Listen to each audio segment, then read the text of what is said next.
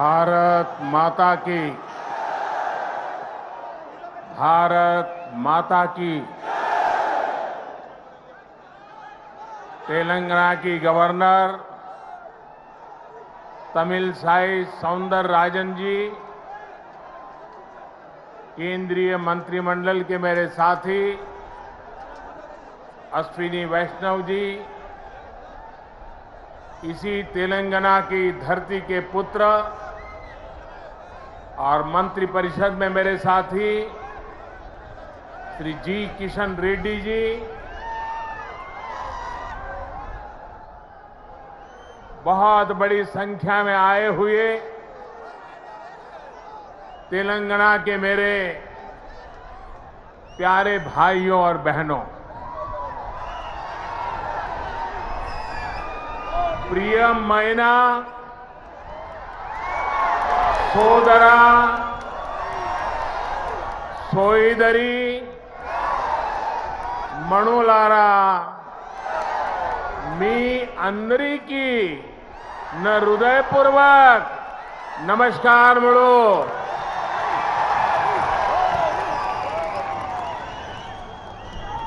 महान क्रांतिकारियों की धरती तेलंगाना को मेरा शत शत प्रणाम। आज मुझे तेलंगाना के विकास को और गति देने का पुनः सौभाग्य मिला। थोड़ी देर पहले ही तेलंगाना आंध्र प्रदेश को जोड़ने वाली एक और वंदे भारत ट्रेन को हरी झंडी दिखाई गई है। ये आधुनिक ट्रेन अब भाग्यलक्ष्मी मंदिर के शहर को भगवान श्री वेंकटेश्वर धाम तिरुपति से जोड़ेगी। यानी एक प्रकार से ये वंदे भारत एक्सप्रेस आस्था, आधुनिकता, टेक्नोलॉजी और टूरिज्म को कनेक्ट करने वाली है। इसके साथ ही आज यहां 11,000 करोड़ रुपए से अधिक के प्रोजेक्ट्स का लोकार्पण और शिलान्यास हुआ है। ये तेलंगाना की रेल और रोड कनेक्टिविटी से जुड़े प्रोजेक्ट्स हैं, हेल्थ इंफ्रास्ट्रक्चर से जुड़े प्रोजेक्ट्स हैं। मैं विकास के इन सभी प्रोजेक्ट्स के लिए आपको, तेलंगाना की जनता को बहुत बहुत बधाई देता हूं, शुभकामनाएं देता हूं।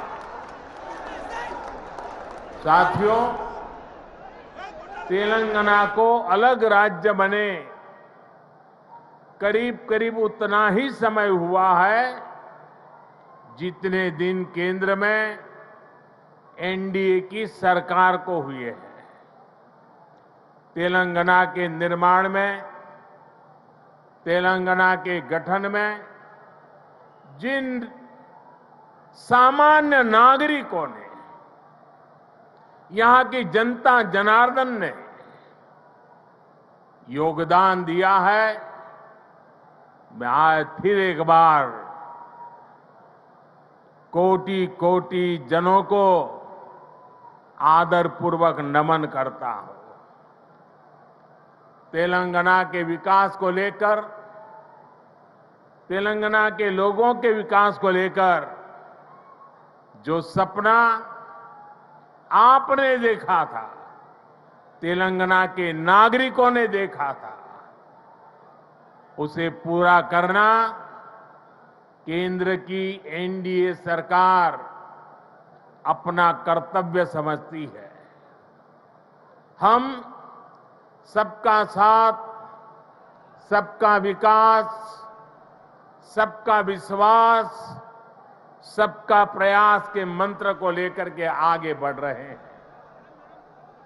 हमने पूरा प्रयास किया है कि भारत के विकास का जो नया मॉडल बीते 9 वर्षों में विकसित हुआ है, उसका लाभ तेलंगाना को भी ज्यादा से ज्यादा मिले। इसका एक उदाहरण हमारे शहरों का विकास है।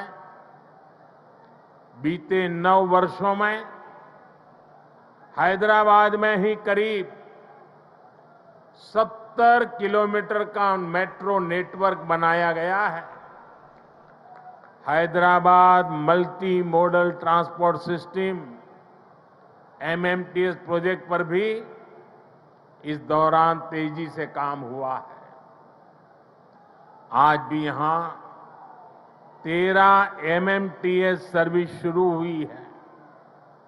एमएमटीएस का तेजी से विस्तार हो, इसके लिए इस वर्ष के केंद्र सरकार के बजट में तेलंगाना के लिए 600 करोड़ रुपए रखे गए हैं।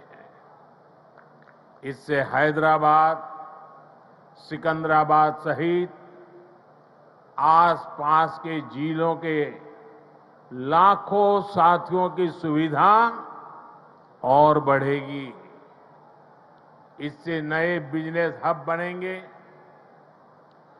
नए इलाकों में इन्वेस्टमेंट होना शुरू होगा। साथियों, 100 साल में आई सबसे बड़ी गंभीर महामारी और 2 देशों के युद्ध के बीच आज दुनिया भर की अर्थव्यवस्थाओं में बहुत तेज गति से उतार चढ़ाव हो रहा है। इस अनिश्चितता के बीच भारत दुनिया के उन देशों में से एक है जो अपने इंफ्रास्ट्रक्चर को आधुनिक बनाने के लिए रिकॉर्ड निवेश कर रहा है। इस साल के बजट में भी 10 लाख करोड़ रुपए आधुनिक इंफ्रा के लिए अलॉट किए गए हैं।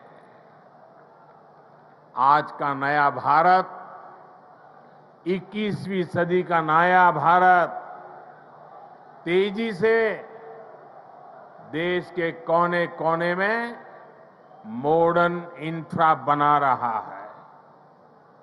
तेलंगाना में भी बीते 9 वर्षों में रेलवे बजट में लगभग 17 गुना की वृद्धि की गई है। अभी अश्विनी जी आंकड़ा दे रहे थे। इससे नई रेल लाइन बिछाने का काम हो, रेल लाइनों की डबलिंग का काम हो या फिर इलेक्ट्रिफिकेशन का काम हो, सभी कुछ रिकॉर्ड तेजी से हुआ है। आज जिस सिकंदराबाद और महबूबनगर के बीच रेल लाइन की डबलिंग का काम पूरा हुआ है, वो इसी का उदाहरण है। इससे हैदराबाद और बेंगलुरु की कनेक्टिविटी भी बेहतर होगी। देश भर के बड़े रेलवे स्टेशनों को आधुनिक बनाने का जो अभियान शुरू हुआ है, उसका लाभ भी तेलंगाना को मिल रहा है। सिकंदराबाद रेलवे स्टेशन का विकास भी इसी अभियान का हिस्सा है। साथियों, रेलवे के साथ ही केंद्र सरकार द्वारा तेलंगाना में हाईवे का नेटवर्क भी तेज गति से विकसित किया जा रहा है। आज 4 हाईवे प्रोजेक्ट्स का शिलान्यास यहां हुआ है। 2300 करोड़ की लागत से अक्कलकोट कर्नूल सेक्शन को हो, 1300 करोड़ की लागत से महबूबनगर चिंचोली सेक्शन का काम हो, करीब 900 करोड़ रुपए की लागत से कलवाकुर्ती कोल्हापुर हाईवे का काम हो, 2700 करोड़ की लागत से खम्मम देवरापल्ली सेक्शन का काम हो।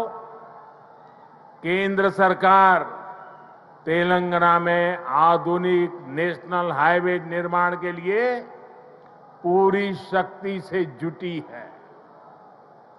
केंद्र सरकार के निरंतर प्रयास की वजह से आज तेलंगाना में नेशनल हाईवे की लंबाई दोगुनी हो चुकी है। साल 2014 में जब तेलंगाना का निर्माण हुआ था, तब यहां 2500 किलोमीटर के आसपास नेशनल हाईवे थे। आज तेलंगाना में नेशनल हाईवे की लंबाई बढ़कर के 5000 किलोमीटर पहुंच गई है। इन वर्षों में केंद्र सरकार ने तेलंगाना में नेशनल हाईवे बनाने के लिए करीब करीब 35,000 करोड़ रुपए खर्च किए हैं। इस समय भी तेलंगाना में 60,000 करोड़ रुपए के रोड प्रोजेक्ट्स पर काम चल रहा है। इसमें game changer Hyderabad ring road का प्रोजेक्ट भी शामिल है। साथियों, केंद्र सरकार तेलंगाना में इंडस्ट्री और खेती दोनों के विकास पर बल दे रही है। टेक्सटाइल ऐसा ही उद्योग है जो किसान को भी और मजदूर को भी, दोनों को बल देता है। हमारी सरकार ने देश भर में 7 मेगा टेक्सटाइल पार्क बनाना तय किया है। इनमें से एक मेगा टेक्सटाइल पार्क तेलंगाना में भी बनेगा। इससे युवाओं के लिए नए रोजगार का निर्माण होगा। रोजगार के साथ साथ तेलंगाना में शिक्षा और स्वास्थ्य पर भी केंद्र सरकार बहुत निवेश कर रही है। तेलंगाना को अपना एम्स देने का सौभाग्य हमारी सरकार को मिला है।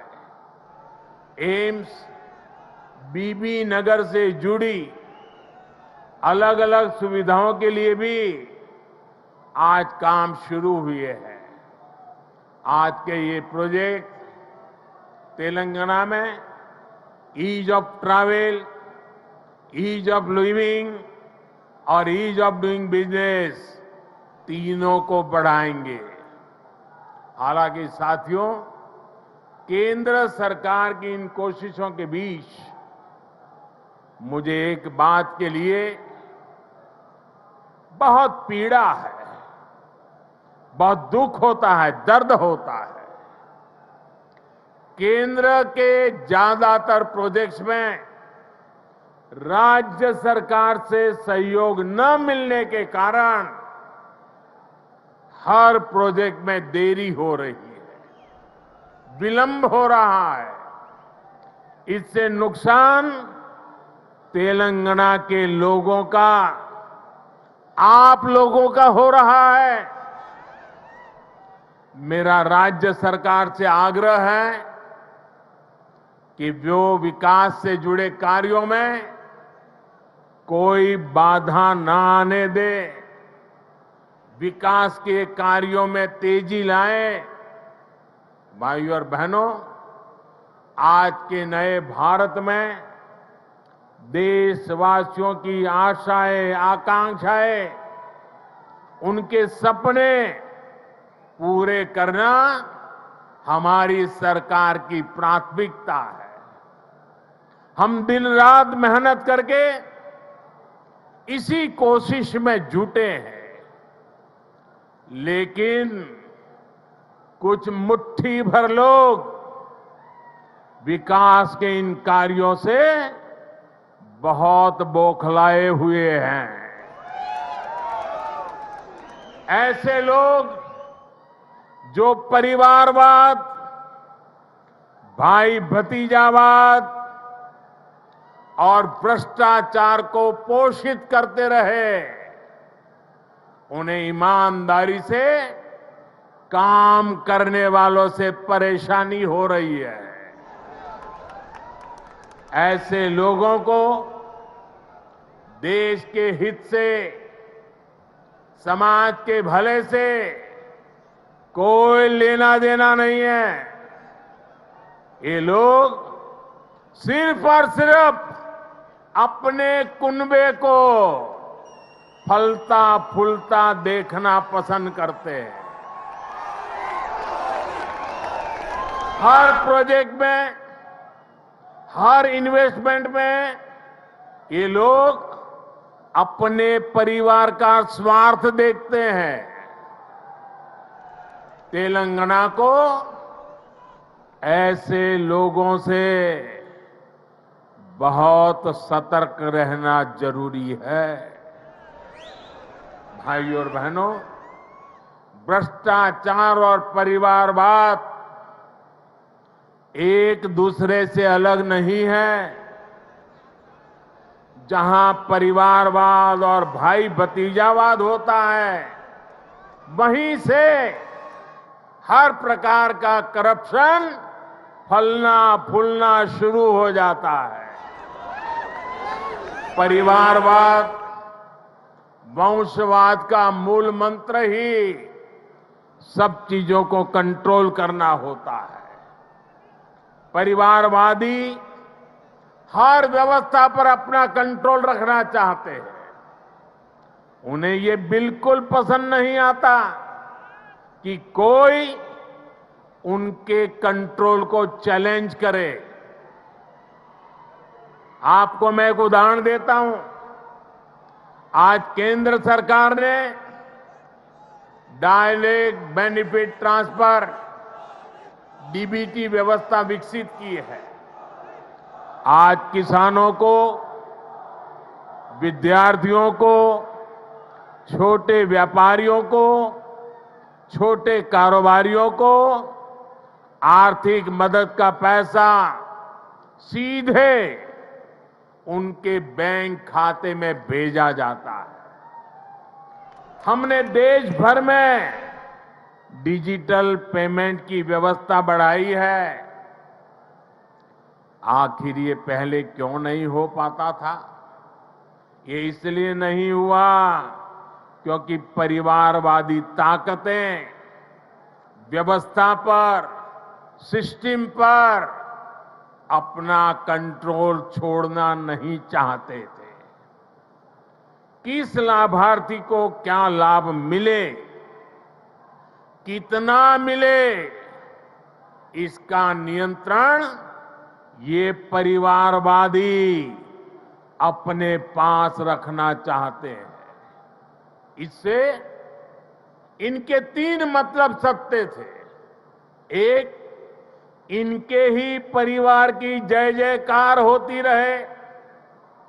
दूसरा, करप्शन का पैसा इनके परिवार के पास ही आता रहे। और तीसरा, जो पैसे गरीब के लिए भेजे जाते हैं, वो पैसे इनके भ्रष्ट इकोसिस्टम के अंदर बांटने के काम आ जाए। आज मोदी ने भ्रष्टाचार की इसलिए जड़ पर प्रहार कर दिया है। मुझे तेलंगाना के भाई बहन बताइए, आप जवाब देंगे? आप जवाब देंगे? भ्रष्टाचार के खिलाफ लड़ना चाहिए कि नहीं लड़ना चाहिए? भ्रष्टाचारियों के खिलाफ लड़ना चाहिए कि नहीं चाहिए? देश को भ्रष्टाचार से मुक्त करना चाहिए कि नहीं करना चाहिए? कितना ही बड़ा भ्रष्टाचारी हो, कानूनी कदम उठाने चाहिए कि नहीं उठाने चाहिए? भ्रष्टाचारियों के खिलाफ कानून को काम करने देना चाहिए कि नहीं करने देना चाहिए? और इसलिए ये लोग तिल मिलाए हुए हैं। बौखलाहट में कुछ भी किए जा रहे हैं। कुछ दिन पहले तो ऐसे कई राजनीतिक दल को अदालत में चले गए, कोर्ट के पास पहुंच गए थे कि हमें सुरक्षा दो, ये हमारे भ्रष्टाचार की किताबें कोई खोले नहीं।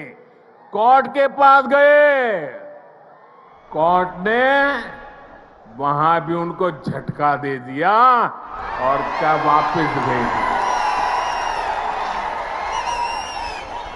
भाई और बहनों, जब सबका साथ, सबका विकास की भावना से काम होता है तो सच्चे अर्थों में लोकतंत्र मजबूत होता है। तब वंचितों, शोषितों, पीड़ितों को वरीयता मिलती है।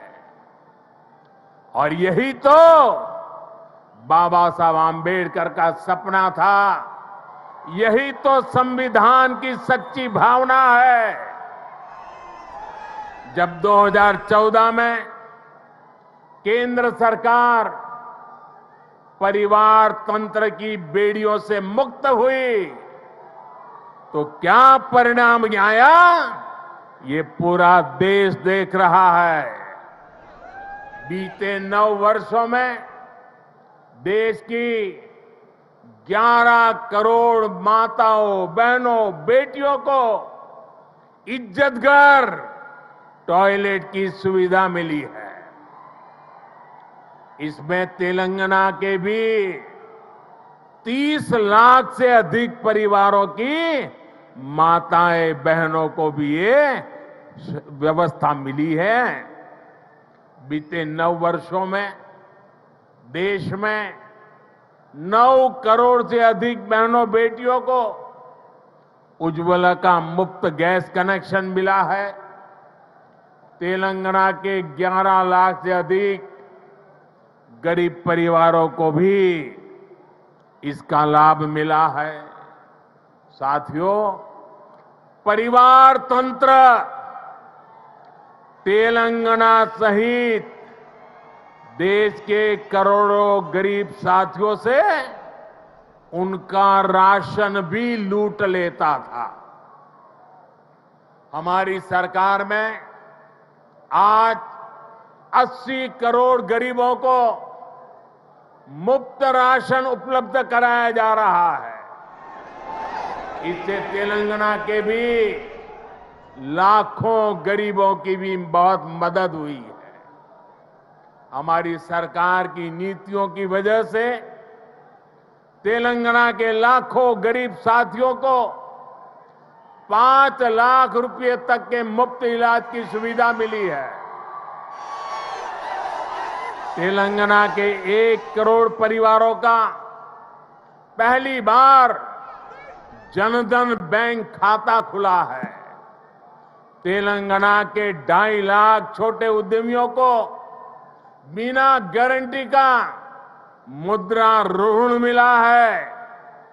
यहां 5 लाख स्ट्रीट वेंडर्स को पहली बार बैंक लोन मिला है। तेलंगाना के 40 लाख से अधिक छोटे किसानों को पीएम किसान सम्मान निधि के तहत लगभग 9,000 करोड़ रुपए भी मिले। ये वो वंचित वर्ग है जिसको पहली बार वरीयता मिली है, प्राथमिकता मिली है। साथियों, जब देश तुष्टीकरण से निकलकर सबके संतुष्टीकरण की तरफ बढ़ता है, तब सच्चा सामाजिक न्याय जन्म लेता है।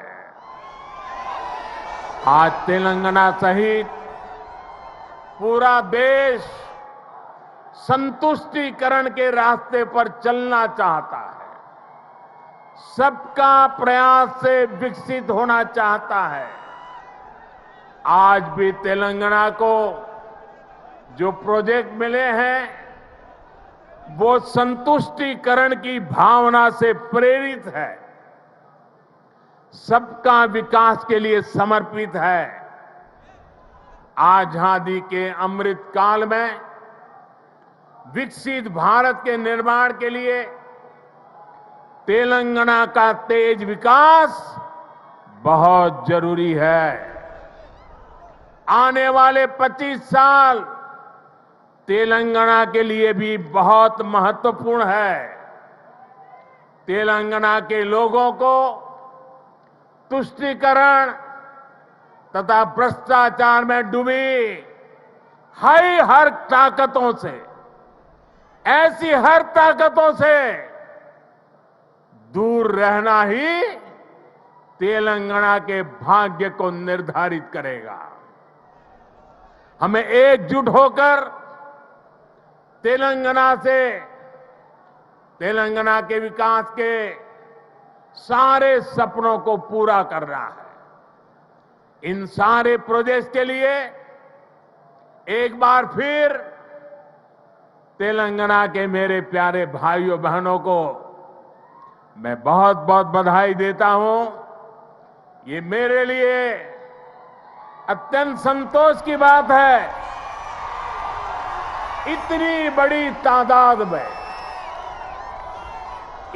बड़ी तादाद में तेलंगाना के उज्जवल भविष्य के लिए, तेलंगाना के विकास के लिए आप हमें आशीर्वाद देने के लिए आए हैं। मैं आपका हृदय से आभार व्यक्त करता हूं। बोलिए भारत माता की, भारत माता की, भारत माता की। बहुत बहुत धन्यवाद।